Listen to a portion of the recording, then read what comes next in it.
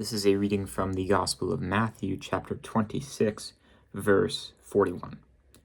Stay awake and pray that you may not come into the time of trial. The spirit indeed is willing, but the flesh is weak. My record is a tough word. 6 times in one day is the most I've ever masturbated. 6. I would have to get up and masturbate before school and high school to end up masturbating commonly 3 times a day, 6 times a day. It is very true that the spirit is willing, but the flesh is weak. My spirit did not want to do this. It harmed me in literally every aspect of my life. Bar none, everything became worse. And I wanted to resist this so hard. My spirit was crying out that how much this was harming me, but my flesh, my carnal desires, I was unable to resist. The spirit is willing, but the flesh is weak.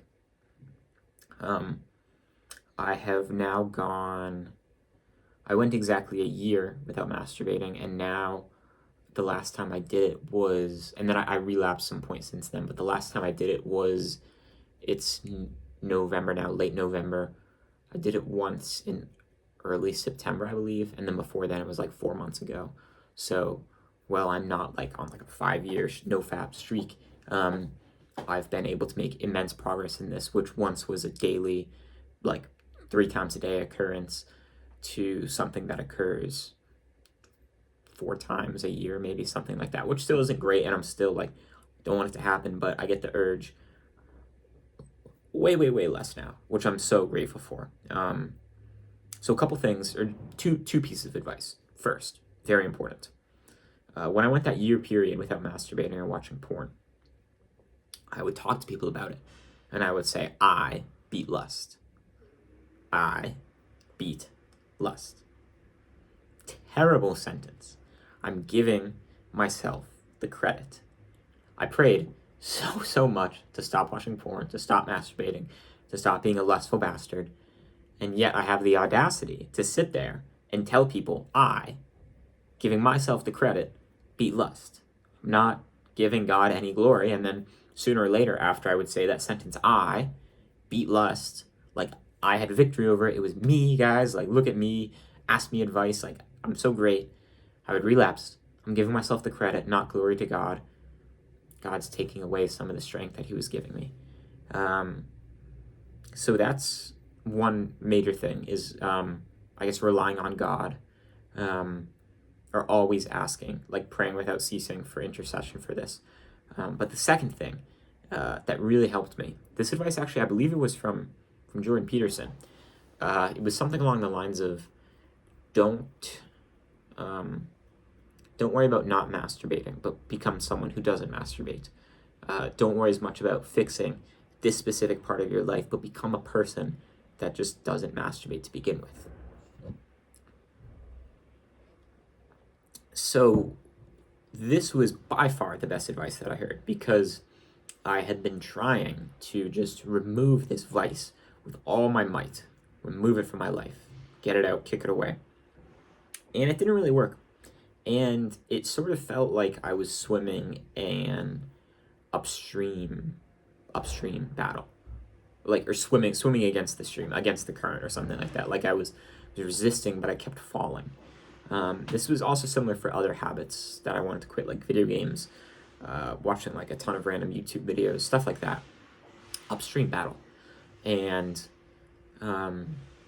eventually I just when I was able to rid myself of masturbation, it's weird because it's removing something. So you're kind of trying to add stuff to replace it, but it's more so in shaping your identity and becoming just better and a new person in general, and building the identity of not someone who sits in their room and plays video games and masturbates. That's part of your identity, whether you want it or not, in that that sphere that I was in. And then I just tried to take something out. I wasn't trying to reform myself and reform my identity, but when I changed a lot, when I changed my identity from a gamer and kind of a crusty kid who sits in his room and goons all day, it became more natural. I wasn't getting the urge. I wasn't sitting. Often it would be I would rage quit in a video game and go straight to porn. But when I was able to sort of revamp my identity it kind of felt like I was going with the current, like I was going with the stream, as I'm not worrying about, or not worrying about, I'm no longer congruent with this identity. And yeah, it sort of takes a lot of the like nitty gritty, like looking on YouTube. Like, I've watched so many no fat videos. Don't go there. Like, one or two are good. The guy hams it, to be honest. I really got a lot from him. But the no fat video is just not a good. Not, I would not recommend. 10 out of 10. Don't recommend. But seeking improvement, becoming the type of guy that doesn't masturbate, becoming a better person, and then that's, you kind of drop that from your identity because you're changing your identity, and then it's easier. It's like you're going with the current. I'll definitely be talking more about this, as this was like, this led to such an increase in my faith, like fighting this battle. And like most of the good stuff in my life, to be honest, came from trying to stop masturbating, because I sort of had to revamp like my livelihood, to be honest, and like all the habits, how I view myself, what I do in my day, stuff like that, all got changed. But just two things to focus on: asking God unceasingly with trust, and when you're able to sort of break it down to stop this habit a bit, giving glory and credit to God, not yourself, and then focusing not so much on stopping something, but becoming a person who doesn't do it.